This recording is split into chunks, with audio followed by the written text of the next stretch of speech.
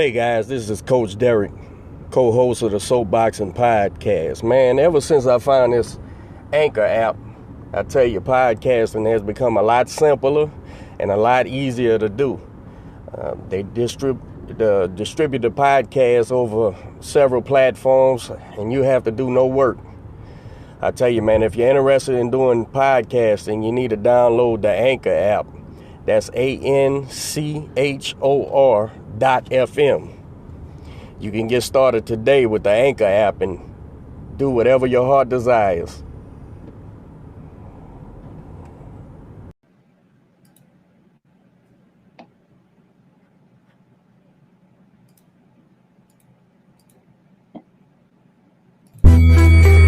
Ladies and gentlemen, this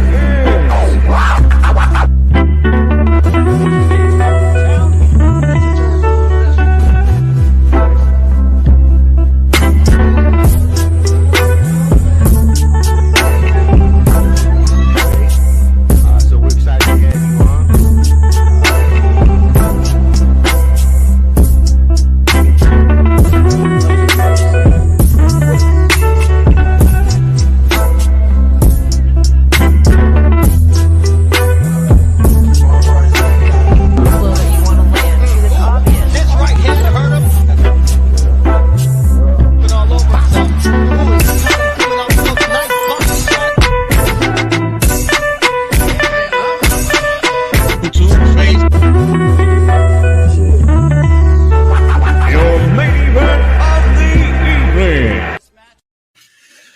What's going on? Good morning, everyone. Welcome to another episode of Soapboxing Podcast. It's your boy Fresh, welcoming you this morning. It is a pleasure to be with y'all. Today we have Eduardo Garcia with us, joining us to sit down, talk some boxing, talk about his previous fight, and talk about his next fight coming up.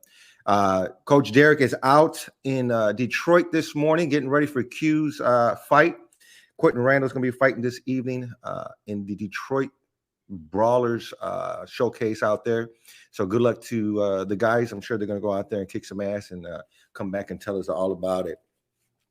So what's going on, my man? Thank you for being with us this morning. How you doing? Doing good, man. Thanks for having me. For sure, man. We've been a big fan of you. You are no stranger to the show. Anytime we're out there to the fights and we're out there commentating or whatnot, you always stop by and talk with us, and we appreciate that. We've been following you for a while. I think the first time I really had a chance to sit and chat with you was probably over there in Humble when you had that fight out there. How have things been going, bro? Going good. I mean, ever since the beginning of 2021, things have been looking up. Fights have been a lot more consistent lately. But the years before that, it was 1 year and then I'll be off for another year. It was pretty much like once a year type of situation, which was not going pretty well. What was going on with that? Was that a training thing? Was it management? What was it? Just finding opponents? Yeah, it was just finding opponents, really. I wasn't signed with nobody. I just turned pro at the time or whatever. And it was mostly we would get the fights, we would be on the shows and all that. And then it was always like bullshit happening last minute. Opponent doesn't show up. He doesn't make physicals, weight, whatever. And so I remember that happened a couple times back to back to back. So while I was technically scheduled to fight, I went over a year without fighting just because of things that kept falling through. Yeah, that's the business of boxing, man. It's something that we all got to deal with. But you mentioned in 2021 things started to turn around. What was the changing factor that helped that? So, well, back up a little bit before that, kind of going off of what I was saying. After that happened so many times, I was kind of getting flustered and frustrated. This was about 2018, 2019. Mm-hmm. So I was like, man, you know what? I was still in school at the time at U of H, University of Houston, Maine.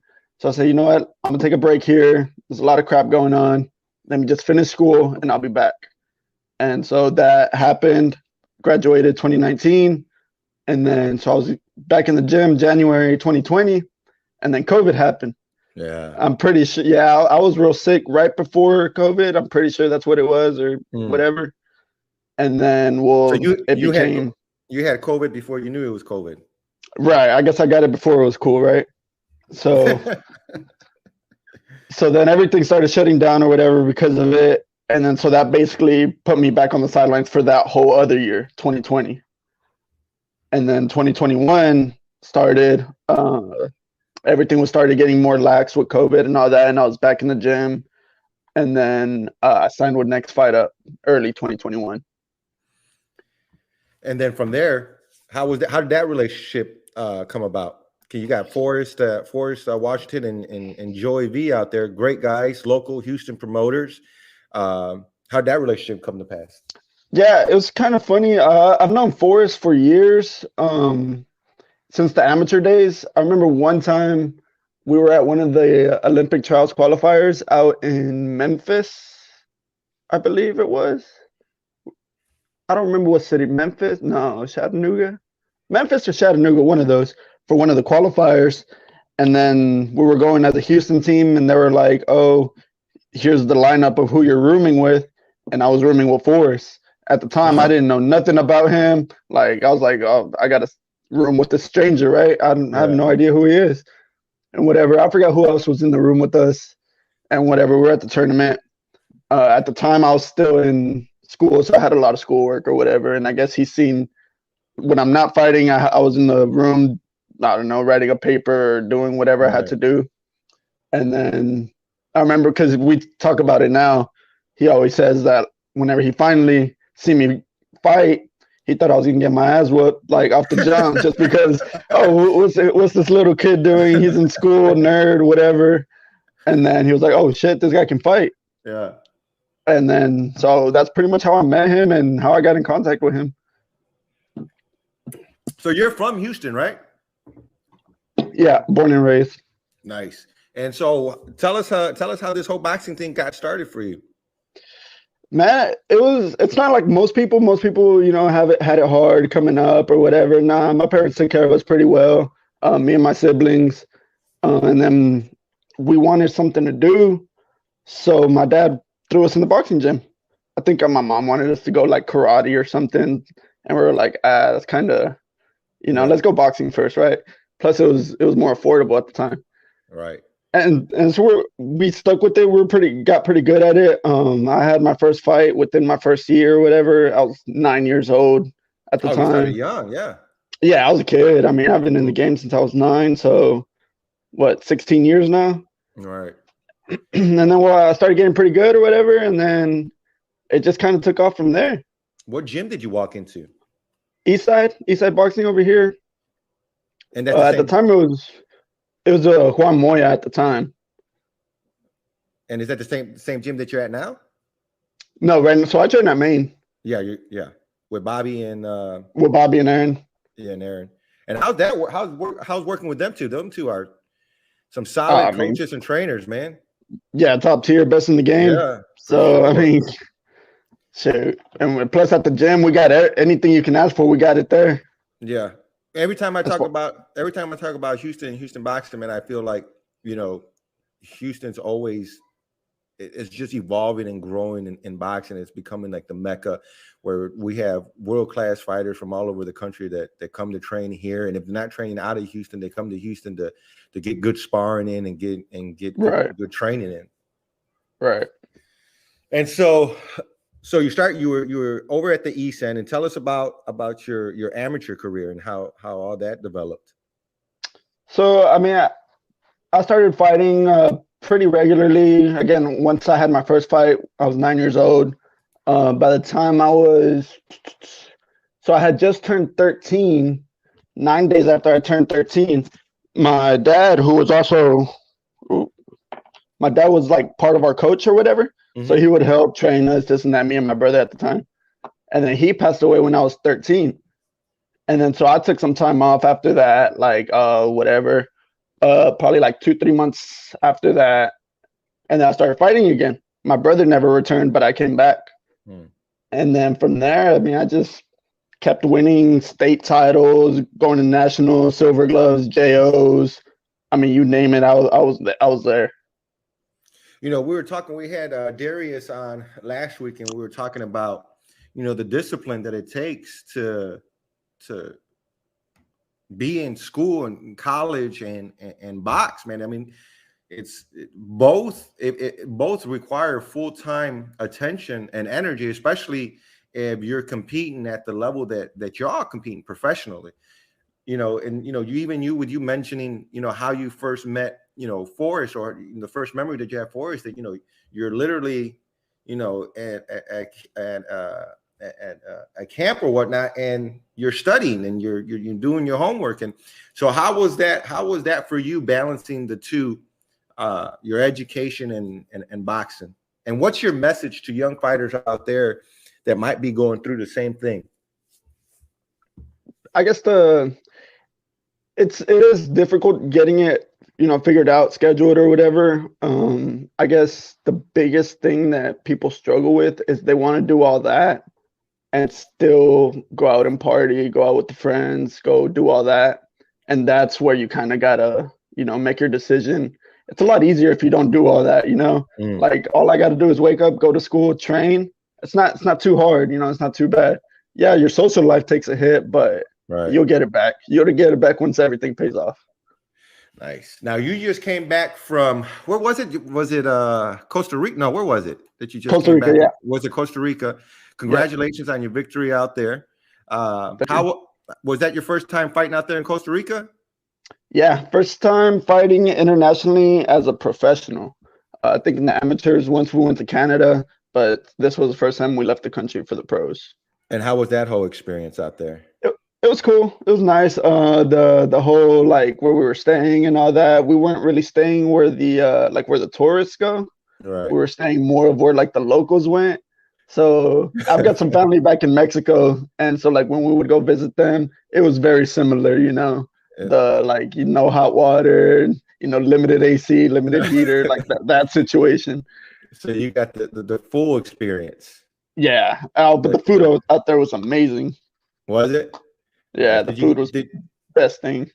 Were you able to spend a little bit of time going out, checking out the local vibes, or what got in, took care of business and headed back out? Pretty much. The only times we would go out on the town or whatever would be to go look for food. Nice. And so now you took care of business a couple of weeks ago, and you're back in the ring next month, man. February 12th in Austin, Texas. Next fight up at the Gibbons Recreational Center. You're going to be fighting. Now, is this going to be another 6-round fight, right?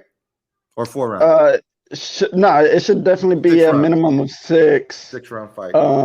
So funny story, actually, in going back on the Costa Rica fight, the whole time, I mean, I've only ever fought 6 rounds. This was supposed to be a 6-round fight. In the fight, 6-round ends. I'm like, okay, cool, job done. And they're like, no, you got 2 more. What? I'm like, yeah. And I'm like, okay, cool. That's fantastic. What? What happened? Did they have an explanation afterwards, or what happened? They're just like, "No, you're gonna fight 8 rounds." Apparently, I mean, maybe I didn't get the memo. Something happened somewhere where it was like, "Okay, you're doing 8." I was like, "All right, I guess." I mean, I can't complain about it then and there. So all you can do is just roll with it. Out there. Yeah. Yep. So was that your first 8-round fight? Yep. Wow.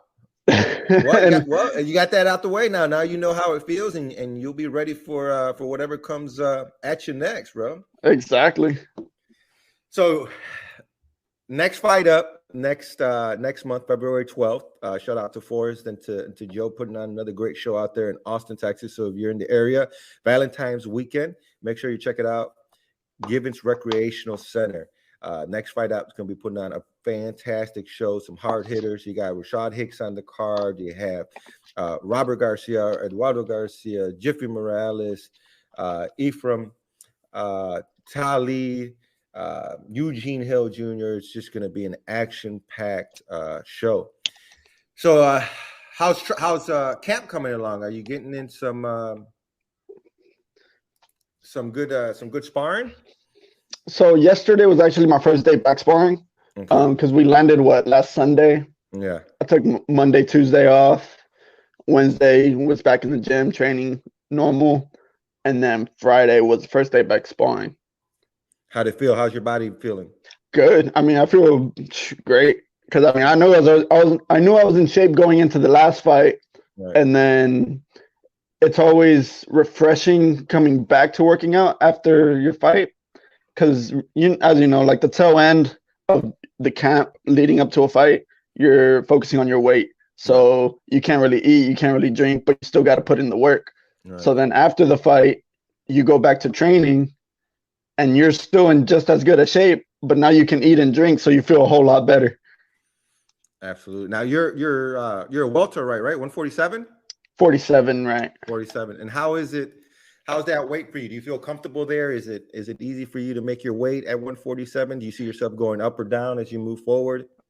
So lately we've been pretty much I've actually been fighting heavier than that. So since last year, I fought I think my first fight last year was like around 55, 54. And then it was slowly coming down from there. And then it was like 54 and then 52, 51. This last one was at 52. This next one's going to be at 47. And we're just slowly bringing it down. And we'll probably keep it steady right around 143, 145 when we get there until something major happens. Then we drop to 40. So you've been active, man. You know, you fought a couple of weeks ago. You're back in February. How many fights do you see yourself fighting this year?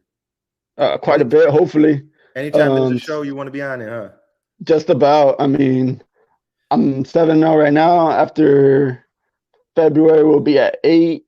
If I can hit 12, 13 by the end of the year, that'd be great. And how do you see your path going out? What are some of the fighters that you see right now that you'd like to see yourself get in the ring with? So I guess right now you got the obvious guys at the top of the food chain, the T.O.s, the Haneys, the Javantes. They're a little smaller, but I mean, if they want to meet at 40 one day, that'd be cool. I think T.O.'s moving up to 40 soon, but those guys are pretty small. So I think right now at the 47, you have Boots Ennis. He's making noise at 47, I think, and so is Virgil Ortiz from Dallas. Ortiz, yeah. Man, it seems like when you watch these fights and when you watch these fighters, who are some of the guys that you look at and say, man, this guy has something special? Who do you think is overrated? You know, Coach D likes to do this little segment called Overrated, Underrated, where he'll list off a couple of fighters that we will judge. You know, who are some of the fighters right now that you think are underrated and overrated? Like, let's start with underrated. Who's out there right now that we're not really paying attention to that we should?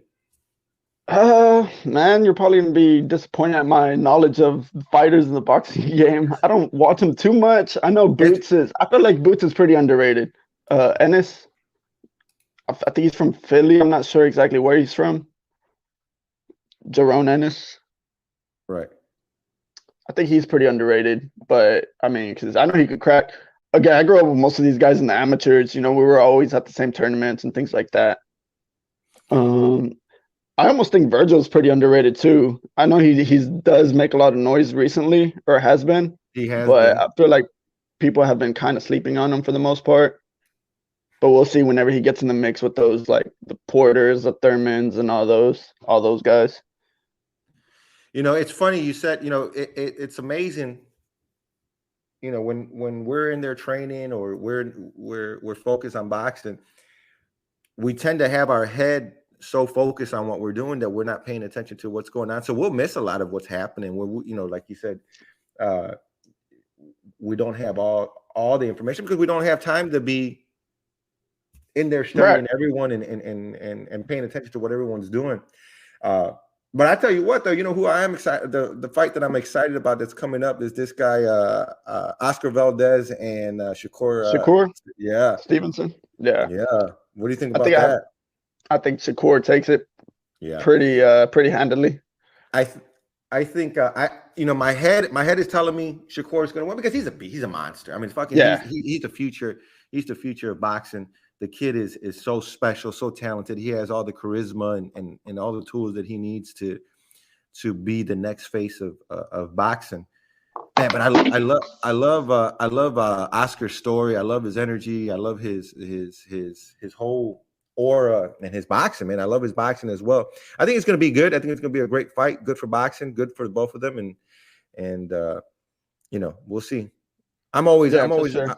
I'm always rooting for the underdog, and Oscar is definitely the underdog in that fight. So Yeah, we'll see how it turns out. for sure. Who are some of the fighters that said that you enjoy watching, or not even enjoy watching, but who would you say you model your boxing after, or someone that you study or look at film? Yeah, I wouldn't say I model it after anybody in particular. I guess I try to take a little bit of everybody. I mean, because no one's perfect, no one's got a perfect game. So I guess the guys that I like to watch are the Lomachenko's up there. He's definitely probably number one. Funny enough, even Tyson Fury, obviously, Yeah. the weights, obviously it's going to be different, but just the way that he can box for being so big, I think is ridiculous. It is ridiculous. He's 6'7", 300 and something pounds, and he moves that in that ring like he's a welterweight. I mean, watching him fight, it's ridiculous. And I love heavyweights shouldn't be able to do that at all. And you watch these memes, and you're on social media, and you'll see like Wilder, pictures of Wilder and pictures of AJ, and on each side, and you have Tyson Fury in the middle. Both these guys are, had this amazing physique. They're built, six pack and arms, and then you got the guy in the middle who's overweight, got a big belly, but he can kick both of their asses and move in that ring like it's nothing. It's just amazing. Not only can he kick their ass, but he outboxes them. Like he moves more athletically than them. Yeah, I mean, it's. I was up last night and I couldn't fall asleep, and I was flipping through his channels, and that Tyson Wilder fight was on the third one, and that's just like, I mean, even in that fight, he was a little flat-footed. It wasn't like he wasn't in the second fight, but man, just to watch him move and watch him fight is crazy. Special. Yeah, it's something special. Back to Lomo, man. What do you think about Lomo? How do you think Lomo's career is going to close out? He had that tough fight that tough loss against Lopez. Yeah. And he came back with the victory. I thought he looked great. I thought he dominated the fight. I felt like he would. How do you see it? I mean, I hope they give him all the fights that everyone obviously wants to see against the Gervontas, the Haneys, and Ryan and all them. I hope, but I don't think he'll be able to fight them all by the time he's done. I mean, because he's only got a couple years left. Right. Yeah. That's a shitty side. Yeah. He's but how old is he now? He's in his 30s for sure. Yeah. Yeah. I think right now his biggest fight would probably be against Tank.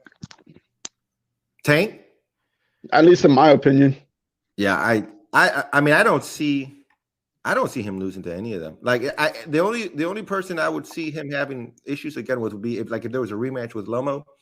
I think that would be, a rematch with Teo. I think that would be a tough fight for him again. But I don't know who else can beat him.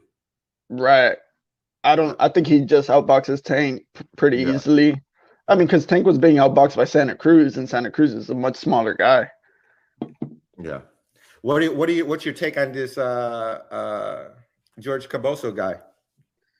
Apparently he's the real deal. I mean, honestly, I'm kind of like most people. I didn't know too much about him until this last fight. But I mean, that's all it takes is that one chance, and now everyone knows who you are. Do you think that we were too quick to crown Teo and this guy exposed him? Or is this guy just the real deal? Is George just the real deal? Because it was a hell of a fight. Like, this wasn't right. It was a hell of a fight. Right. I think it could be a little bit of both. I think Teo is too young to be that guy, like, already. I mean, he's definitely not on the same, level as, like, say, Canelo. Canelo's obviously that guy. you can't say that for Lopez. Like, even if he would have won that fight, even if he would have knocked Kambosos out, he's still not that guy. It's just too early in his career. But man, I guess Kambosos just came in ready. I mean, Fuck yeah. I don't know if he's that guy. I hope he beat Haney. I hope he was. If that fight happens, I think he should, just because, I mean, from what I've heard, Haney's not a big puncher, and Right. you know, Kambosos comes to fight. But as far as Kambosos beating, I mean, maybe this is me being a fanboy, but I don't think he beats Lomachenko like at all. No. I think Nor Davis, actually. I think that whole Lomo. I'm big on Lomo. I love Lomo. I've been a big fan of Lomachenko for a while. I had him. I picked him to beat Tio, and I was a Tio fan. And I was disappointed. I was shocked. And even after the fight, I was like, you know what? He lost. Tio did his thing. Yeah, he lost. But now let's see how he comes back, how he rebounds, and what he does different. And he came back and he beat that Comey kid. But I think he made the adjustments. I think if you put Kambosos in there with him, I think Lomo beats him. But this guy, I mean, this kid, man, I think he's tough. I think he knows how to fight. I think he wants it. But I was all in too on Timo. Like when he beat Loma, I'm like, all right, fuck, let's see what this kid got. I thought he was gonna run the table, and I was shocked, like a lot of us was when Kambosos beat him. Right. Like, I know he wasn't the boogeyman per se, like not just yet, but I didn't think Kambosos was gonna win, I didn't think he was gonna walk away with that win. So I knew he was that guy, and I thought he was gonna beat Kambosos, but I mean, this is boxing. Anything can happen. Speaking about the boogeyman, bro, what about fucking Benavidez? How are you on him?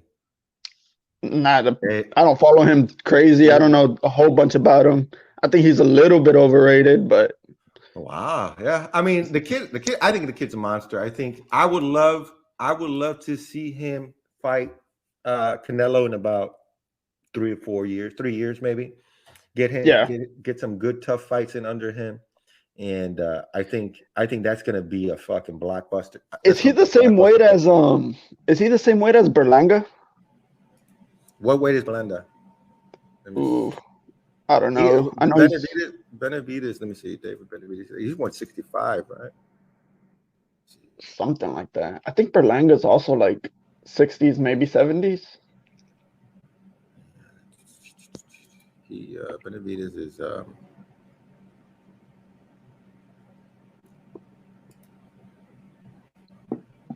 he's like 165. But the kid's a fucking monster, man. He's young too, right? Yeah, he's 25, bro. Oh, he's shit. 25. He's 25. He's 25 and 0. That's another kid that's his future is bright in boxing. Right. So he reminds me a lot of Munguia. Yeah. Jaime Munguia. Doesn't he have a fight coming up? I thought he had a fight coming up. Let me see. Not that I've seen. He's out of where? He's out of some Munguia? Yeah. Somewhere in Mexico. I'd be lying if I told you I knew. He was. I honestly thought he's from Mexico, but I thought he was. No,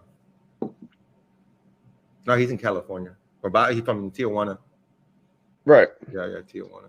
I don't know why he thought he was from Texas. No, but he's from. No. He's fought here quite a few times. That's probably why. Oh man! So, were you doing any training today? Today, I might go for a little run later. Today, probably tomorrow also, and then we're back in the gym regular on Monday. How many miles do you usually put in? Minimum 3. It's not even worth lacing up a pair of shoes for anything less than that. Yeah. But I was quite the track star or whatever in high school and college growing up. So, I mean, I'll go up to 10, 12, 15, whatever, really. I try to run about 3 miles when I was in the gym all the time, about 6 months ago, I was running about 3 miles every day, and then I fell off, and I just got back into the gym last week, and I'm starting to train again, and I did 2, and I felt good, but I'm like, nah, like you said, if it's not at least 3, it doesn't make no sense. So I'm trying to get back into my routine. When you're not training, how much does your weight fluctuate, and how difficult is it for you to get back into, because there's fight weight, there's walk around weight, and then there's I don't give a shit weight, and I've been in that I don't give a shit weight for a couple months, and I put on about 20 pounds, bro, and so it's when I'm in that walk around weight, it's about 10 pounds away from where if I'm gonna fight, it's right. That's like that sweet spot. Yeah, that 10 pounds. Oh, I got away from it. How does your weight fluctuate? And I'm way older, so for me, it takes a toll. But for you, being a professional, how much does your weight? Because I tell you what, I seen we were in Vegas for Quentin's fight before the pandemic on the Charlo undercard, and I ran into Earl Spence. Bro, I'd be a liar if I didn't tell you that fool looked like he was damn near 200 pounds, bro. Like, really? That dude gets big. When he's not Earl? I mean, I'm exaggerating a little bit. Yeah, but I didn't expect Earl to be able to blow up like that. Bro, that man blows up easy. Ask anybody that dude will blow up about 100. He could have been easily 180 pounds. Easily. Damn. 180 pounds. Yeah. So that's how I was. I was like, damn, bro. So I know for different people, it can vary. How is it for you? So what was that word that you called it? That like I don't give a shit weight, like that. Yeah. So I guess whenever I was out for those 2 years when I was finishing school and then pandemic, that was when I was the biggest ever. That was my I didn't give a shit, like whatever. I probably got to like 190. What? Like around 190. Yeah, it wasn't pretty. Felt horrible about myself.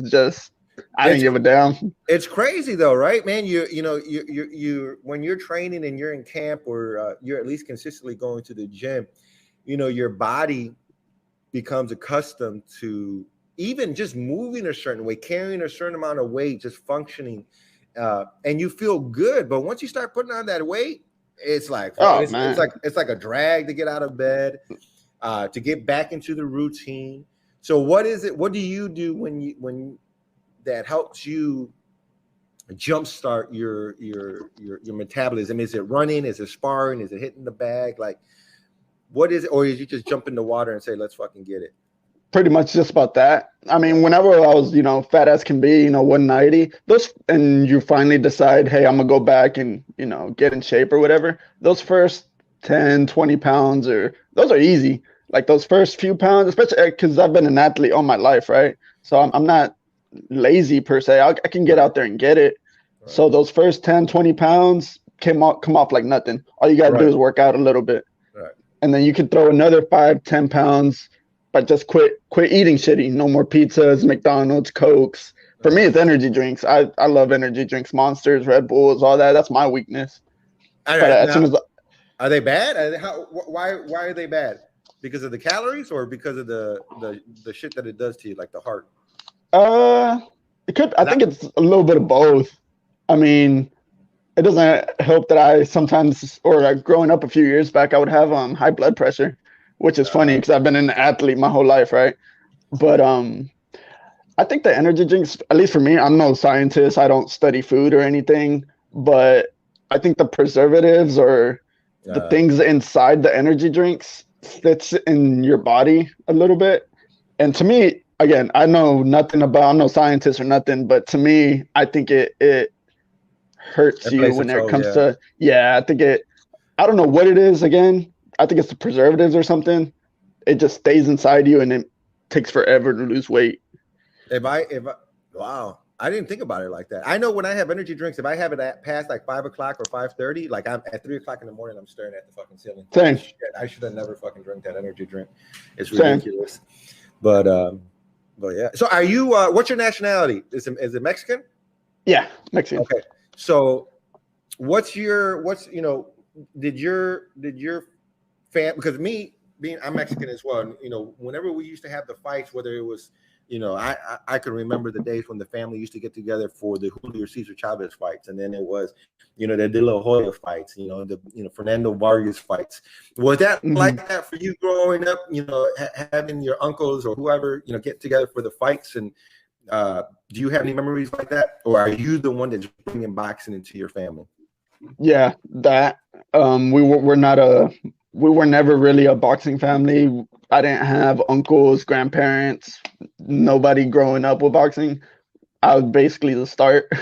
Nice. But are they all in now? Are they supportive and supportive? Yes. Do they like to see me fight? Not necessarily. You know, mom still like turns away and like, I don't want you to fight and all that. But as soon as we're done fighting, oh my God, and congratulations! I always knew you would. Blah blah blah. That whole nine. Yeah, and it's tough. It's tough for moms, and you know, you always watch these fights, and you know, when someone gets hurt or someone gets knocked out, and you know, it takes them a minute to get up. You know, you always I'll tend to look out into, you know, to the crowd, and you'll see the wife or the family, and and it's a tough sport. It's a brutal, violent sport, and it's definitely not for the lighthearted at all. Oh, for sure. It's scary. Now, what's your and the reason I had asked that was because, you know, we're always talking on the show about Canelo and Chavez and the Mexican boxing fighters. Who do you think holds the throne when it comes to the greatest Mexican fighter of all time? I think you kind of got to give it to Chavez, but that could just be me being a little bit of a Canelo hater. I'm not the biggest fan of Canelo. I'm with you on that one. I'm not. I mean, he's that guy, yeah, but I don't know. I'm not really sold on him. Like, he is the number one pound for pound right now, but I just don't like it. I think Canelo is the best pound for pound. I think he is the face of boxing. Canelo's great. There's absolutely nothing that you can take away from Canelo. The guy's a specimen. For sure. He's what he's done is unbelievable. Fighting in the different weight classes, being able to achieve what he has thus far in his career has been nothing short but phenomenal. For sure. But the conversation of the greatest boxer of all time is it's fun to have. It's fun to compare the two styles, the two legends, and it's always great to watch when they're together, right? Because Chavez is so humble, and he'll say, no, you're the greatest, and you know you're gonna carry on the throne and be the greatest Mexican fighter of all time. But even then, I was asking, I wanted to ask a leading question to that. Here we have Julio Cesar Chavez, who many consider the greatest Mexican fighter of all time. And then you have his son, Chavez Jr., who arguably is the most embarrassing fighter of Mexican fighter of all time. I mean, the shit that we see from him, from the wearing the dancing heels, and the dancing, and the performances that he's put on. And I don't even know if you've seen it the other day. I think Coach D put it out on the Soapboxing podcast page where. Did the trainer actually give him something during the fight? I've seen that. Yeah, that's what it looked like. So it's like, it's got to be a nightmare for Senior, for Pops. Yeah, it's got to be. But where I was going with this was, you see Jake Paul and Chavez Jr. possibly having a fight. I think that would be a good fight. In the sense that it would bring a lot of more attention to boxing. Yeah. I don't know who would win. You would have to think that I would Chavez have would Jake win. Paul. Well, No, I would have Jake. and I get it because the Junior is such a fucking mess. But at the end of the day, he's still a professional. Like it's like, okay, like if you fuck this up, you're done. Like, and you should have been done years ago. Right, but that's exactly it though. Like he doesn't care. Like he has no like respect. Clearly he has no pride or respect for what he's doing. I mean, you see him dancing in heels and all that. Yeah. So why wouldn't he just take a couple mil and go? He's already a joke. Might as well be the biggest joke and get paid for it. Fuck, it's ridiculous. What's your whole take on the Jake Paul movement or the Jake Paul the whole YouTuber turning boxing? How do you feel about it? Is it good or bad for boxing? I think overall in the long run it's good because it is bringing the new eyes, all the kids or whatever that follow Jake Paul. They're watching the fights and all that. So I think overall it's pretty good. Now, has he fought anybody? No, obviously. I mean, he's fighting these MMA guys and basketball players, and like that's the part that I don't get. Like, it's cool if you want to bring him in as the main event, that's fine, do that. But why don't you put him against a real boxer? Right. Now that's the only part I didn't get. Now when it comes to Jake Paul, I love what he's doing as far as bringing attention to boxing, bringing new fans, bringing that attention to boxing. And I really like what he, the back and forth that's going on with Dana White, as far as paying the UFC fighters more and whatnot. For sure. But while he's in boxing, I mean, I think he ought to apply that to boxing as well. He's getting paid millions to fight non-professional boxers. He should be giving opportunities to young prospects, young fighters that are coming up, the Garcias of the boxing world, the Randalls of the boxing world that are out here grinding every day, putting in the work, fighting, 4 or 5 times a year, traveling internationally, trying to get to that opportunity so they can shine. I think that he needs to use that vehicle that he has right now and give some of these young prospects an opportunity to not only showcase who they are, but also make money. Because you have these big shows, and it's nothing but a fucking circus act. I mean, you got you got these fucking guys fighting basketball players and then you have on the undercard, you have football players. Then they have like Terrell Owens fight someone the other day on one of the undercards. And so, I think the concept's a great concept. I think the gimmick's great. I love what it's doing. I think we can make some adjustments to really help those in the boxing community, the young prospects that are coming up, to give them a platform, give them a chance to get some of that money as well. Right, because is it real boxing? No. Because like you said, it's a circus show basically, right? But it's entertaining and it draws eyes, which is good. That's where I think, like you were saying, you're correct. Like there should be a way to mix the two.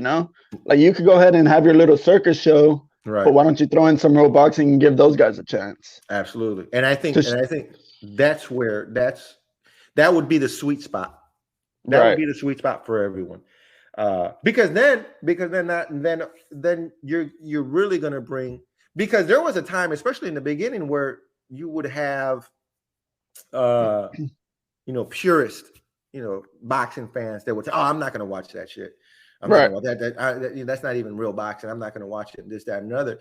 But if you're able to meet that sweet spot where you have this, these fights, but you also have real boxing, well, then you're going to bring both worlds together, and that's where you can, make the magic happen, and everybody wins. Everyone makes money. The fans get boxing. The and their little circus show. Yeah, and they get the fucking entertainment aspect of it. The WWE fucking a theme behind it. But You know, I love what they're doing over there with you know, like Mike Tyson. You know, Mike Tyson, Yeah. like what he did with Roy Jones Jr. I love that shit. Like that was the fight that for me growing up and in the 90s, like I Should have really, happened. yeah, should have happened. Or And even though they're not in their prime, and even though it wasn't, you know, a 12-round fight, we got to see a glimpse of these two legends fight. So our imagination could have gotten away a little and been like, man, can you imagine if they were in their prime? Can you imagine if they really would have fought? And even though you know, even though it wasn't, you know, it wasn't in their prime, they still box. We still saw some boxing. for sure. They were in their boxing. You know, they weren't, you know, they weren't trying to kill each other, but they were boxing. So I love what they're doing with the whole. I think it's the Legends League, right, or some shit like that. The Legends League. I haven't heard of that. Yeah, with let me see, Mike Tyson. Shit, I'm surprised Floyd doesn't go in there and start fighting those guys. Leagues, legends only, or some shit. But then you got Paul talking about he wants to, you know, he wants to fight Tyson. Yeah, I don't know. Because then, you know, he's gonna, if he wins that, which, you know, Tyson's, however old Tyson is, yeah, Jake's just gonna be, wow, you know, I beat Tyson, blah blah blah. It's like, yeah, bro. I mean, but did you really beat the real Tyson? No, like, but his ego's gonna think he did. You know, but I'm gonna give Paul credit in the fact that he is training. Oh, he knows how to box. Yeah, he's training. And he's boxing, but the level and the caliber, right, is you know, he's staying within his perimeters. You know, he's not getting in over his head. And even if it was to fight Tyson, that's a very, very, very dangerous fight for Paul, because I don't care how young you are, I don't care how strong you may be, you're still in there with Mike Tyson, and a motherfucker that's still trained. So anything could happen. But even if he loses that fight, he really doesn't lose anything to his name because it's Tyson. Right. Like, yeah, he lost, but it's Mike Tyson. So, of course, like, you know, you're not going to all of a sudden think Jake Paul sucks because he lost to Tyson because, well, Tyson's Tyson. Right. Yeah. So you don't. He doesn't have a lot to lose there. I mean, I remember always that the question was always, would you take $10 million to take a punch from Mike Tyson? And you were like, no, I'm not taking, you know, this, that, and here we are. So yeah, you don't lose getting in the ring with Mike Tyson. You might get hurt, but as far as a branding and marketing standpoint, no, you don't lose that up. Yeah. Man, well, we appreciate you. I appreciate you stopping by, man. I'll be out there February 12th in Austin at the Gibbons Recreational Center. Next fight up, it's going to be an action-packed fight. Eduardo Garcia is going to be on there. I look forward to watching you showcase your talents once again and getting you your 8th victory. You are 8-0. I mean, knockouts. Do you have? Don't. Okay, so we're going to be looking for one for sure on the 12th. Absolutely. Get your tickets now. nextfightUp.com. February 12th. If you are in Austin, it's a great Valentine's weekend idea. Ladies, if you're watching, take your man to the Next Fight Up at the Givens Recreational Center. There's nothing that says I love you more than taking your man to watch a boxing event. My man, you got I'll be free after my fight anyways if they don't want to go with their man. Shit. There you go. There you go.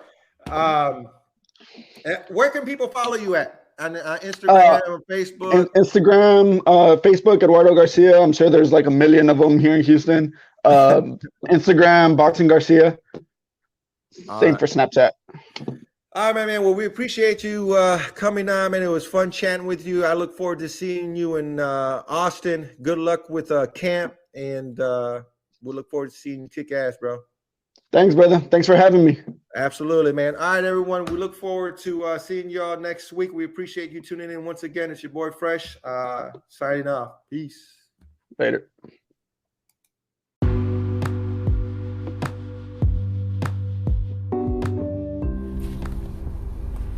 What's up, guys? Coach here. I want to encourage you to visit itrboxing.com for all the latest in boxing news, results, and interviews. My partner Lukey is a boxing insider who has access to camps, fighters, and coaches. He promotes the sport on Twitter, Facebook, and YouTube. Search ITR Boxing everywhere and get inside the ropes with my main man Lukey.